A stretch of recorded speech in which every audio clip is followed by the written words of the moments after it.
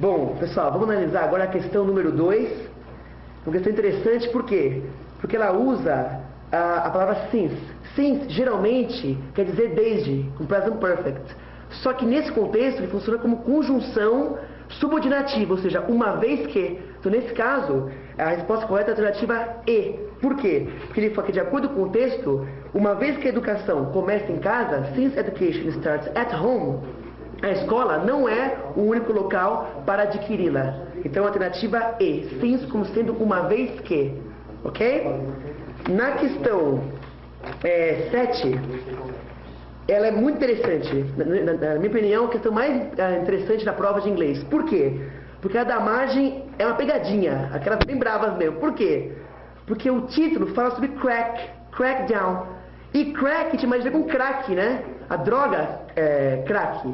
Nesse caso, crackdown é usado como sendo batida policial.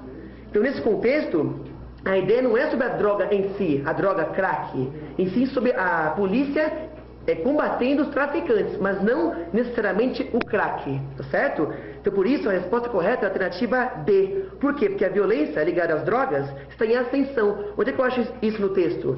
Na 12ª linha, ele fala Increased Drug-Related Violence, ou seja, violência que está aumentando relacionada às drogas. Então, a alternativa correta é a alternativa D. Legal? E agora, pessoal, a alternativa 8, a questão 8, perdão, é uma questão típica de gramática. Por quê? Que foi uma surpresa, né? Geralmente a gente cobra textos, mas aqui foi uma questão que, mesmo não entendendo muito bem o texto, dá para matar pela gramática. Por quê? Porque ahead, em inglês, quer dizer before, ou seja, antes. Por eliminação, a alternativa D e E já poderiam ser descartadas. Por quê? Porque são sinônimos. While e meanwhile são sinônimos. Então, nesse caso, eu posso excluí-las.